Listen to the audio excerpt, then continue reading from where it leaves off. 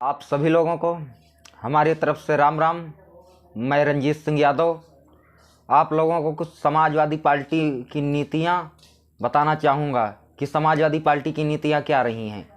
Samajwadi party ने आज तक किसी भी गरीब या किसी मजदूर को प्रताड़ित करने का काम नहीं किया है। और लेकिन अब भाजपा सरकार में क्या है कि गरीब, मजदूर और किसान ही प्रताड़ित किए जा रहे हैं। और किसानों के साथ साथ में हमारे युवा भाई भी प्रताड़ित किए जा रहे हैं।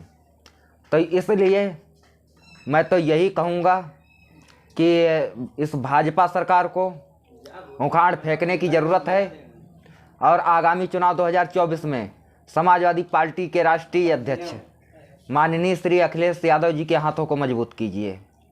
तब हमारा देश और हमारा लोकतंत्र और हमारे देश की नारी जाति सुरक्षित रह पाएंगी। नहीं तो वह दिन ज़्यादा दूर नहीं है कि जो आज़ादी हमारे क्रांतिकारियों के गरम गरम खून पर तैर करके आई है, वो आज़ादी मिट्टी में मिलने में भी टाइम नहीं लगेगा। क्योंकि राजनीति के चक्कर में भाजपा सरकार वाले हमारी आज़ादी को भी मिट्टी में मिलाने का काम कर रहे हैं। जब इलेक्शन करीब में आता है तो हिंदू मुस्लिम या धर्म हमारा संकट में आ जाता है। और अभी इलेक्शन करीब में नहीं है तो ना तो कोई देश पर संकट नज़र आ रहा है और ना ही हमारे धर्म पर संकट नज़र आ रहा है। तो आप लोग क्या मानोगे कि ये भाजपा सरकार क्या करना चाहती है? भाजपा सरकार ये करना चाहती है कि धीरे धीरे अदर पार्टियों का और अदर पार्टियों की नीतियों को समाप्त करके अपना रावण राज्य स्थापित करना। और रावण राज्य अगर वो मान रही है तो और वो राम राज्य बोलती है कि हमारी सरकार में राम राज्य है, तो राम राज्य कितना राम राज्य है? राम राज्य का मतलब क्या था कि राम रावण में युद्ध हुआ। राम रावण में युद्ध होने के साथ साथ में भगवान राम ने क्या किए कि रावण के जितने शस्त्र और रथ तोड़ दिया गया, शस्त्र काट दिए गए, निहत्था कर दिया गया।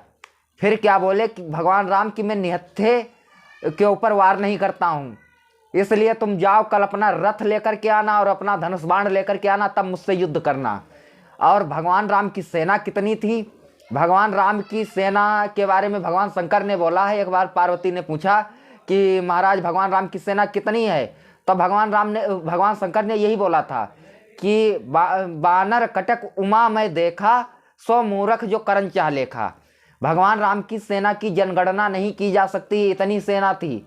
अब ये मान लो कि अगर एक एक पत्थर या एक एक डिमकी भी मारते तो रावण का अंत हो सकता था, लेकिन उन्होंने ऐसा नहीं किया और रावण को निहत्था जाने दिया।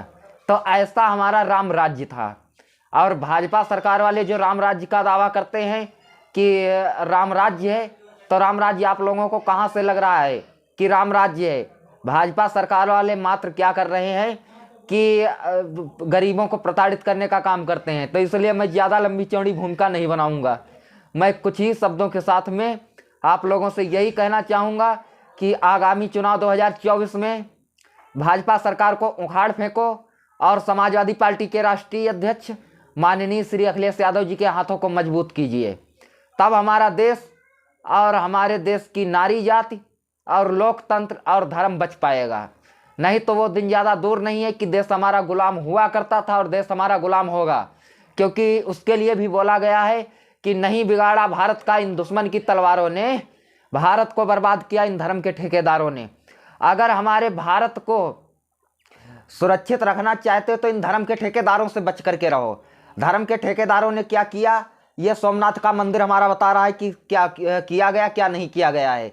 तो इसलिए हमें ज़्यादा बताने की कोई ज़रूरत है नहीं, क्योंकि आप सभी लोग पढ़े लिखे हो। इसलिए मैं इतना मात्र संकेत ही कर रहा हूँ।